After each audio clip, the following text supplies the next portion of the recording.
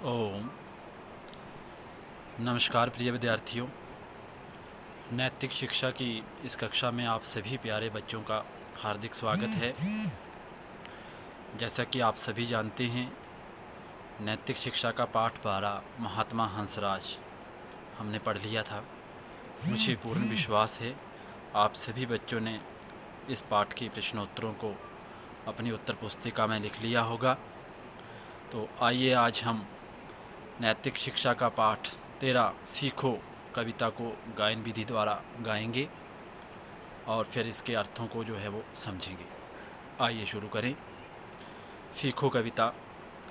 फूलों से तुम हंसना सीखो, भौरों से तुम गाना, सूरज की किरणों से सीखो जगना और जगाना, धुएं से तुम प्यारे सीखो ऊंची मंजिल पाना, वायु के झोंकों से सीखो आगे बढ़ते जाना, वृक्षों की डाली से सीखो फल पाकर झुक जाना, मेहंदी के पत्तों से सीखो पिस पिस रंग चढ़ाना, पतझड़ के पेड़ों से सीखो दुख में धीर बंधाना, सुई और धागे से सीखो बिछुड़े गले लगाना, मुर्गों की बोली से सीखो प्रातः प्रभु गुण गाना, पानी की मछली से सीखो धर्म हेतु मर जाना, पानी की मछली से सीखो धर्म हेतु मर जाना। ये पाठ 13 की कविता थी हमारी, जिसे हमने गायन विधि द्वारा गाया। सीखो, इस कविता से हमें क्या सीख मिलती है, क्या सीखने को मिल रहा है, सभी बच्चे ध्यान से समझेंगे। बोलता है फूलों से तुम हंसना सीखो, भौरों से तुम गाना। बोलता है हमें जो है वो फूल देखे हैं आपने, वो हमेशा जो है वो खिलखिलाए होते हैं, खिले हुए होते हैं, मानो वो हंस रहे हैं। तो हमें उनसे हंसना जो है वो सीखना चाहिए। भौरों से तुम गाना, और देखो फूलों के ऊपर जो भंवरे मंडरा रहे होते हैं, उनके गुनगुनाने की आवाज़ जो है वो साथ में आती है। तो उन भंवरों से हमें गाना सीखना है, गुनगुनाना सीखना है। सूरज की किरणों से सीखो जगना और जगाना। और बोलता है कि सूरज की किरणें जब निकलती है तो सभी लोग जो है सुबह जल्दी उठ जाते हैं और अपने अपने कामों में लग जाते हैं। ठीक है, तो हमें सूरज की किरणों से सीखना है जगना, कैसे जागा जाता है और कैसे लोगों को जगाया जाता है। धुएं से तुम प्यारे सीखो ऊंची मंजिल पाना। और बोलता है जो हमने लक्ष्य निर्धारित किया है, अगर हम अपने लक्ष्य को प्राप्त करना चाहते हैं तो हमें धुएं से सीखना है। धुआं आपने देखा है ज़मीन से उठता है, उठता उठता आसमान तक चला जाता है, रुकता नहीं है। तो हमें भी अपने लक्ष्य को प्राप्त करने के लिए रुकना नहीं है जब तक हमें अपना लक्ष्य जो वो प्राप्त नहीं हो जाता। तो ये हमें धुएं से सीखना है। वायु के झोंकों से सीखो आगे बढ़ते जाना। हवा देखिए आपने, हवा आती है आती है आती है, आगे बढ़ती जाती, चलती जाती है, वो पीछे नहीं हटती है। तो हमें भी कभी भी पीछे मुड़ के नहीं देखना है, हमें भी हमेशा अपने लक्ष्य को प्राप्त करने के लिए हमेशा आगे बढ़ते जाना है। मेहंदी के पत्तों से सीखो पिस पिस रंग चढ़ाना। और मेहंदी जो होती है, आजकल तो बाज़ार में कई तरह की मेहंदियाँ जो आ गई हैं हाथ में लगाने के लिए, लेकिन पहले मेहंदी के पत्ते होते थे, जितना ज़्यादा उनको पीसते थे हम, उतना ज़्यादा रंग जो है वो चढ़ता था, उतनी ज़्यादा वो गाढ़ी होती थी, उतना रंग चढ़ाती थी, उतना उसका रंग हमारे ऊपर चढ़ता था।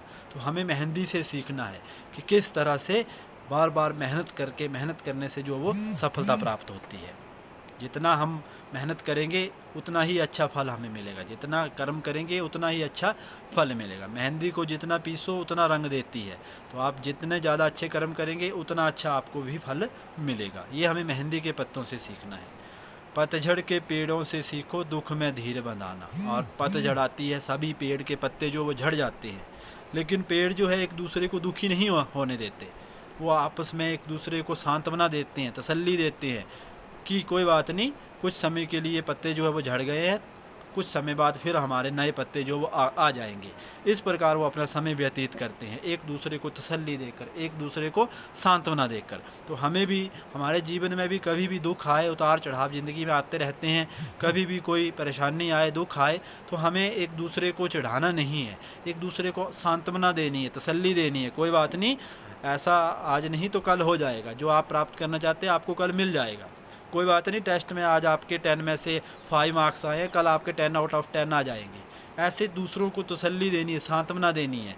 इससे क्या होता है, दूसरे का हौसला बढ़ता है। अगर आप किसी का मनोबल को जो बढ़ाते हैं तो उसके जो मेहनत करने की जो उसकी परंपरा है उसमें और ज़्यादा निखार आता है, और ज़्यादा मेहनत करने लगता है। उससे उसको भी फ़ायदा होता है और आपको भी फ़ायदा होता है। आपको क्या फ़ायदा होगा, आपने दूसरे को बताया कि आप मेहनत करो, तो आपको लगेगा वो मेहनत करेगा, तो आप और ज़्यादा मेहनत करेंगे और अच्छा करने की कोशिश करेंगे। इससे आपको और जिसको आप जो है सांत्वना देते हैं, जिसका आप हौसला बढ़ाते हैं, उसको भी फ़ायदा होता है। तो हमें दुख में किसी को चिढ़ाना नहीं है, किसी को दुख नहीं देना है, उसको जो है सांत्वना देनी है, तसल्ली देनी है, हिम्मत जो है उसकी बढ़ानी है, उसका मनोबल टूटने नहीं देना है, हमें मनोबल बढ़ाना है। ये हमें सुई और पतझड़ के पेड़ों से सीखना है।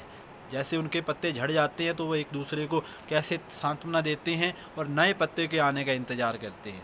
तो आप भी कभी भी कहीं पर भी पिछड़ जाते हैं तो आपने जो है एक दूसरे को सांत्वना देनी है, तसल्ली देनी है और अच्छे समय आने का इंतज़ार करना है। ठीक है। सुई और धागे से सीखो बिछुड़े गले लगाना। और सुई और धागा देखा है, सुई वहाँ पे पड़ी है, धागा वहाँ पे पड़ा है। जब ज़रूरत पड़ती है दोनों इकट्ठे हो जाते हैं, गले मिलते हैं जैसे लग रहा है।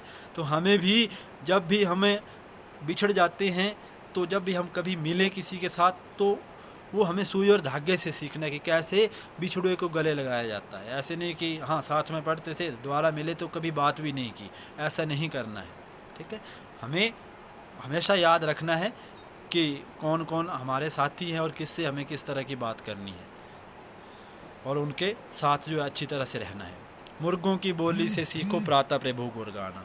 मुर्गे देखा है आपने, घर में होते हैं, 4 बजे सुबह जो वो चिल्लाना शुरू कर देते हैं, सभी लोग उनकी आवाज़ को सुनकर जाग जाते हैं। तो हमें उनसे सीखना है कि वो जगाते नहीं हैं, वो प्रभु को याद करते हैं, भगवान को याद करते हैं, वो परमात्मा को याद करते हैं। हमें लगता है ना कि मुर्गे जो है वो चिल्ला रहे हैं, बोल रहे हैं तो हमें जगा रहे हैं, ऐसा नहीं है। वो उस समय परमात्मा का ध्यान लगाते हैं, भगवान को याद करते हैं।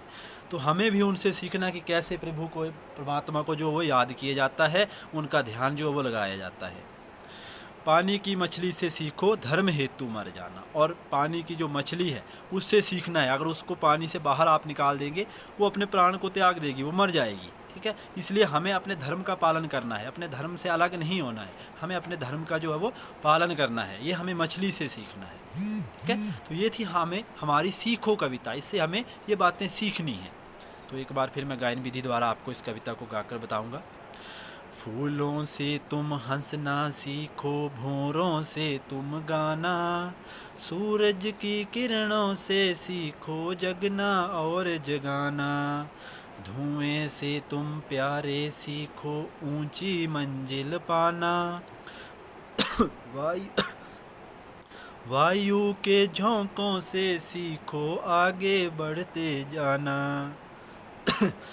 मेहंदी के पत्तों से सीखो पिस पिस रंग चढ़ाना, पतझड़ के पेड़ों से सीखो दुख में धीर बंधाना, सुई और धागे से सीखो बिछुड़े गले लगाना, मुर्गों की बोली से सीखो प्रातः प्रभु गुण गाना, पानी की मछली से सीखो धर्म हेतु मर जाना, सूरज की किरणों से सीखो जगना और जगाना।